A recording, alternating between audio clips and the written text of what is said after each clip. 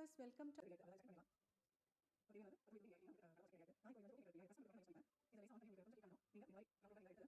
Hi viewers, welcome to aathusamayal. One day cooking menu தான் இந்த வீடியோவில் பார்க்க போகிறீங்க. அதுக்கப்புறம் இந்த டின்னர் வந்து கொஞ்சம் டீட்டெயிலாக ஒருத்தவங்க கேட்டிருந்தாங்க, அதனால் உங்களுக்கு நான் போடுறேன். முக்கியமாக இந்த பாம்பே சட்னி எப்படி பண்ணுறது அப்படின்றத கேட்டிருந்தாங்க. இன்றைக்கி மார்னிங் பார்த்திங்கன்னா பொங்கல், அதுக்கப்புறம் இந்த ரொம்ப பொடி பொடியாக கட் பண்ணி இந்த கத்திரிக்காய் போட்டு இந்த கொஸ்து பண்ணேன். அது ரொம்ப ஈஸியாக பண்ணலாம். அதை நான் உங்களுக்கு அடுத்த விலாகில் போட்டு விடுறேன். மத்தியானம் மெனு வந்து ரொம்ப ஈஸி தான். இன்றைக்கி வந்து கொத்தவரங்காய் கூட்டு பண்ணியிருக்கேன், அதுக்கப்புறம் தொகையல், அதுக்கப்புறம் மிளகு ரசம், அவ்வளோதான். இந்த மெனு தான் வந்து முக்கியமாக ஒருத்தவங்க கேட்டிருந்தாங்க. அது எப்படி அப்படின்றத இப்போ வந்து நம்ம வீடியோவில் பார்க்கலாம். சப்பாத்தி வந்து ரொம்ப இந்த ப்ரெஸ்ஸிங் நீங்கள் வச்சுருந்தீங்கன்னா, சப்பாத்தி மேக்கர் இருக்குது இல்லையா, ஸோ அது ப்ரெஸ்ஸிங்க்கு நான் வந்து யூஸ் பண்ணுவேன். அது வச்சுருந்தீங்கன்னா நீங்கள் இந்த வீடியோவில் பார்க்குற மாதிரி அதை நீங்கள் ப்ரெஸ் பண்ணுறதுக்கு யூஸ் பண்ணிக்கோங்க. இப்போ வாங்க எப்படி பண்ணுறது அப்படின்றத பார்க்கலாம். ஃபஸ்ட்டு 2 கப்பு கோதுமை மாவு எடுத்துட்டேன். அது உப்பு போட்டு நல்லா எல்லா இடத்துலையும் அது மிக்ஸ் ஆகிற மாதிரி பண்ணிக்கோங்க. பண்ணிவிட்டு கொஞ்சமாக வெதன்னு தண்ணி இல்லை பச்சை தண்ணி கூட நீங்கள் விட்டு நல்லா கொஞ்சம் அழுத்தமாக நீங்கள் வந்து பிசைஞ்சு எடுத்துக்கணும்.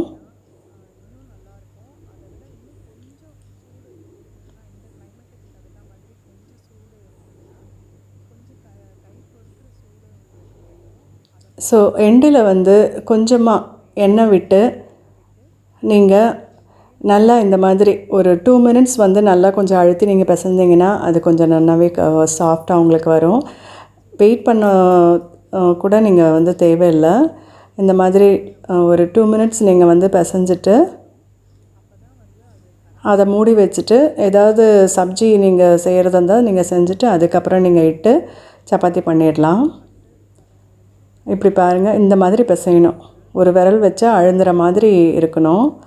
இப்போ என்னென்ன தேவையான பொருட்கள் அப்படின்னு சொல்லி பார்த்துக்கோங்க. ஒரு வெங்காயம், ஒரு தக்காளி, அதுக்கப்புறம் கடலை மாவு 2 ஸ்பூன் எடுத்திருக்கேன். தாளிக்கிறதுக்கு தேவையான பொருட்கள், அதுக்கப்புறம் கருவேப்பிலை, கொத்தமல்லி எடுத்துக்கோங்க.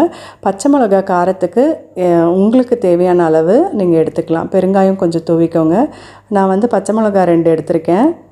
பொடியாக கட் பண்ணி நீங்கள் வதக்கி எடுத்திங்கன்னா ரொம்பவே கொஞ்சம் டேஸ்டியாக நல்லாயிருக்கும். ஒரே ஒரு துண்டு இஞ்சி போட்டுக்கலாம். இப்போது தேவையான அளவு எண்ணெய் விட்டுண்டு கடுகு, ஜீரகம், அப்புறம் கொத்தமல்லி, கருவேப்பிலை, பெருங்காயம் எல்லாம் நீங்கள் வந்து தாளிப்புக்கு சேர்த்துக்கலாம்.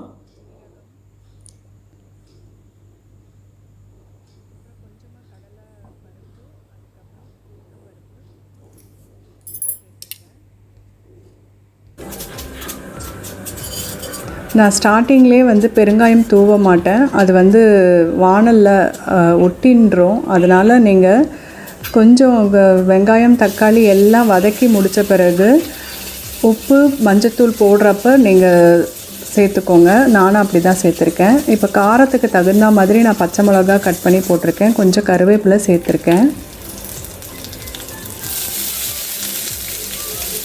இப்போ இதில் தேவையான அளவு வெங்காயம் நீங்கள் சேர்த்து நல்லா வதக்கிக்கணும். வெங்காயம் கலர் சேஞ்ச் ஆகி நல்லா உங்களுக்கு வதங்கி வரும் இல்லையா, அந்த ஸ்டேஜ் வரைக்கும் நீங்கள் நல்லா வதக்கி எடுக்கணும். அப்போ தான் இதுக்கு டேஸ்ட் நல்லாயிருக்கும். சரியாக வதக்காமல் நீங்கள் நல்லா விட்டுட்டிங்கன்னா அது வந்து கொஞ்சம் ஒரு மாதிரி நறுன்னு கடிப்படும். கொஞ்சமாக உப்பு சேர்த்து கூட நீங்கள் தட்டு போட்டு மூடி இந்த மாதிரி நீங்கள் நல்லா வதக்கி எடுத்துக்கலாம். வெங்காயம், தக்காளி எவ்வளோ வதக்குறீங்களோ சட்னி வந்து கொஞ்சம் ஒரு 2-3 ஹவர்ஸ் கெடாமல் உங்களுக்கு நீங்கள் பாதுகாக்கலாம். இப்போ நல்லா கலர் சேஞ்ச் ஆகிடுச்சு பாருங்கள் வெங்காயம். இப்போ அதுக்கப்புறம் தக்காளி போட்டு நல்லா வதக்கிடுங்க. தட்டு மூடி போட்டு நீங்கள் இப்படி வதக்கி எடுத்திங்கன்னா சட்டுன்னு உங்களுக்கு நல்லாவே வதங்கிடும். இப்போ நல்லாவே வதங்கி எடுத்து பாருங்கள். இப்போ வதங்கினதுக்கப்புறம் தேவையான அளவு பெருங்காயம், அதுக்கப்புறம் உப்பு, மஞ்சத்தூள் சேர்த்துருக்கேன்.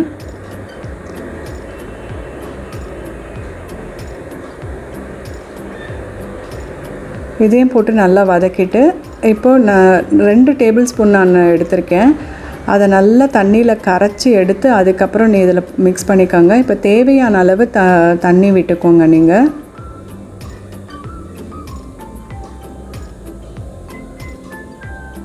இது கொஞ்சம் நீர்க்க இருந்தால் தான் உங்களுக்கு கெட்டித்தன்மை வராமல் இருக்கும். இப்போ பாருங்கள், உங்களுக்கு நல்லாவே கொதித்து நல்லா வந்துடுது, ரெடி ஆகிடுது. அவ்வளோதான், இது சட்டுன்னு பண்ணிடலாம். இப்போ தேவையான அளவு கொத்தமல்லி தூவி நீங்கள் இறக்கிட்டிங்கன்னா உங்களுக்கு கடலை மாவு சட்னி ரெடி ஆகிடுது. நான் இப்போது இது வந்து ரோட்டி மேக்கர் இருக்குது இல்லையா, இதை ப்ரெஸ் பண்ணுறதுக்கு மட்டும் நான் யூஸ் பண்ணிப்பேன்.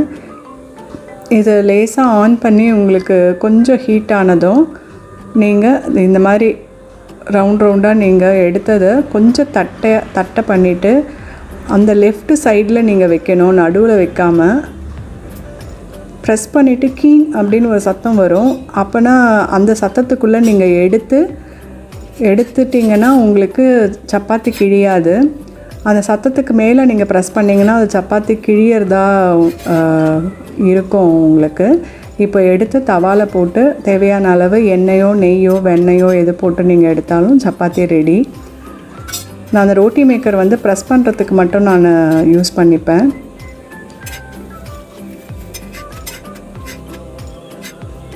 இல்லை நீங்கள் கையால் இட்டு இந்த மாதிரி நீங்கள் சப்பாத்தி போட்டு எடுத்திங்கன்னா சப்பாத்தி கடலை மாவு சட்னி உங்களுக்கு ஈஸியாக ரெடி ஆகிடும். அவ்வளவுதான், டின்னருக்கு இதே மாதிரி நீங்களும் பண்ணி பாருங்கள். பண்ணி பார்த்துட்டு உங்களுடைய ரிவ்யூஸ் அண்ட் கமெண்ட்ஸ் எனக்கு கண்டிப்பாக போடுங்க. சப்ஸ்கிரைப் பண்ணுங்கள், லைக் பண்ணுங்கள். தேங்க்யூ.